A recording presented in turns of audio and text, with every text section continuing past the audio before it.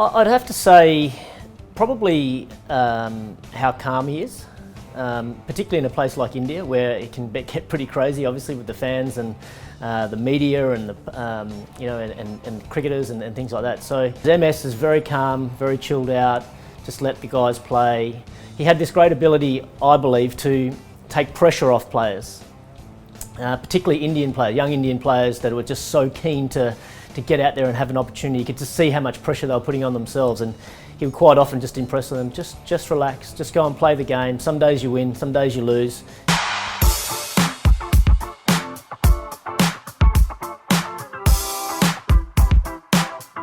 I think I've only seen him lose his temper once in all the times I've been around Chennai Super Kings, which is amazing in itself. I know there's times when he gets frustrated, of course, everyone does, if the team's not winning, but he doesn't, he's not a reactive person, I guess. Like he knows, he always looks at the bigger picture.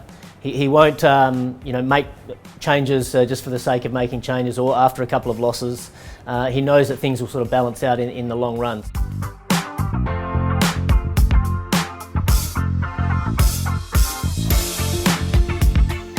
I think he's actually a very observant person. He reads the game extremely well, and I think he's his own man as well. If he makes a decision that he wants to go a certain way, it'll take a lot to try and change his mind. You'd have to be someone that he really respects and trusts to make him change his mind on which direction he wants to go.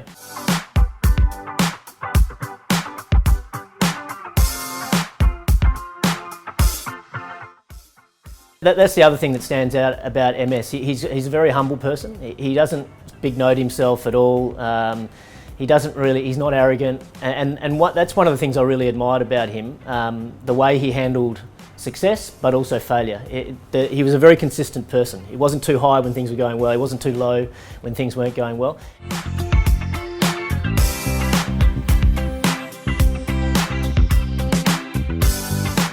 No, he was basically exactly the same person, whether it was a final or just any other game.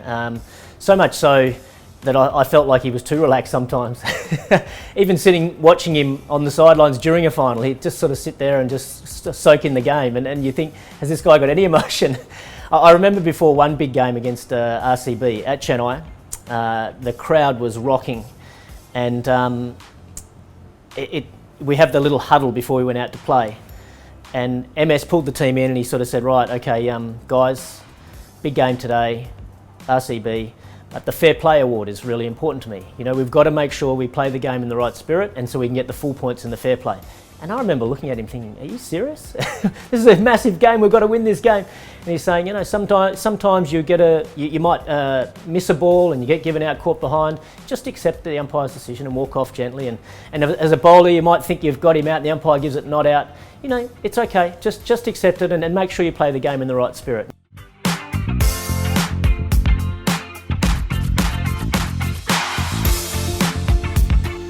I do remember one occasion, this was my first year as a coach at CSK, and we were coming up against Sunrisers Hyderabad in a big qualifying final. And our analyst found this great photo of Rashid Khan, who obviously is a fantastic bowler. It was a split screen, and he came and he said, when Rashid Khan runs in with his fingers like this, he's going to bowl his leg spinner, and when he runs in with his fingers like this, he's going to bowl his googly. And I'm sitting on this information, I'm thinking, what do? Do I send it out to the players, the batsmen, or, you know, night before the big game, do I just leave it be? Anyway, I decided to send out the information, but I said, you know, in the message, you may want to use this, guys, you may not, do with it what you will. Anyway, I didn't get a message back from MS, which I rarely did anyway, but he went out to bat and he was facing Rashid Khan, and sure enough, we're under pressure, losing wickets. The run rate was getting away from us, and he went for the cover drive, the wrong one, straight back through the gate, clean bowled.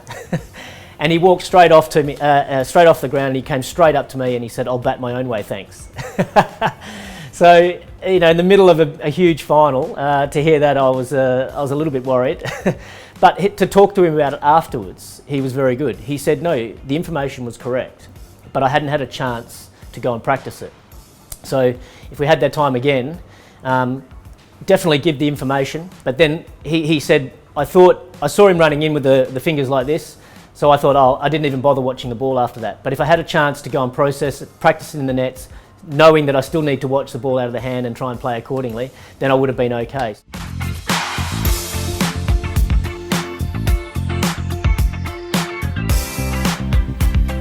Well, I just couldn't believe how calm and relaxed and just chilled out he was. I thought as an international player there's always a level of anxiety and stress, particularly in a place like India where it's just cricket mad.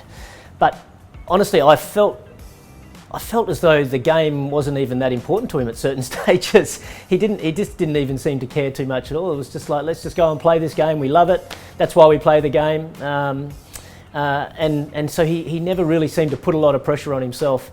But I couldn't understand that until I played with him and was in the same dressing room with him. That's actually how he lived his life, and how he just sort of put everything in perspective, I guess. Cricket is still just a game to be enjoyed, a game to be loved, to be played with your friends, and yeah.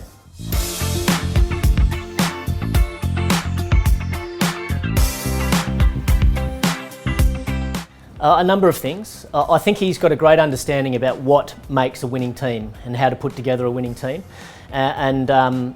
Part of that is that he shows enormous faith and gives them enormous backing to the players. So even if you've had a number of innings where you haven't performed, he still will keep picking you and keep showing that faith in you. And that gives enormous belief in yourself to be able to go out there and you feel like you want to play for him because you know he's backing you so much as well.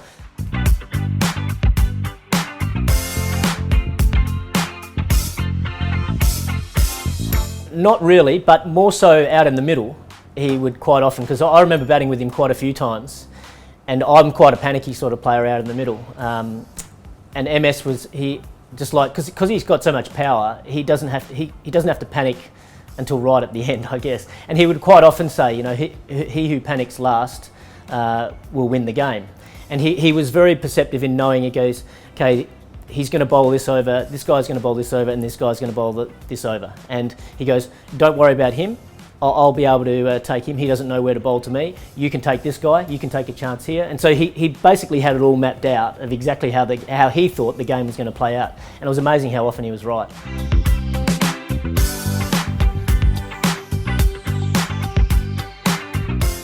It's hard to rank them 1 and 2, I guess, but they're definitely the best leaders that I've played under. And it's funny, they're very different in a lot of ways, but they're very similar in some ways as well. I think they both have a great understanding of the game, and they have a great and the way they read the game is phenomenal. The way they back and trust players, you really do feel like, you know, that they are in your corner and they're fighting for you. So I think that's a real similarities with the two. The differences are Ricky's a very competitive beast, and he will go bullet a gate to try and, you know, win.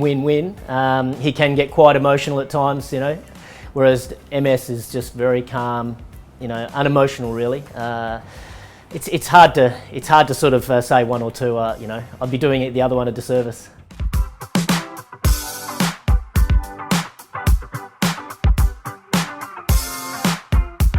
No, he was very honest and open. That some days he was lucky, other days he wasn't. But that's sort of him in a T. He's quite humble. He doesn't get too carried away, and quite. He keeps things in perspective. Like he knows you need some luck in this game sometimes as well. I think the other legacy he'll leave though is the way power hitting became in vogue in the end of one-day games and T20 games for that matter. Certainly playing against him in one-day cricket when I was playing, if you got 250 to 280, that was pretty much a winning score. But whenever we played India, if Dhoni was still there, no score was safe because he just had this amazing power that he could hit any bowler out of the ground at the end of an innings. So I think seeing other teams seeing the success of Dhoni doing that, they started to try and develop players in the same mould. So I think he was probably one of the first pioneers of power hitting that came into the game.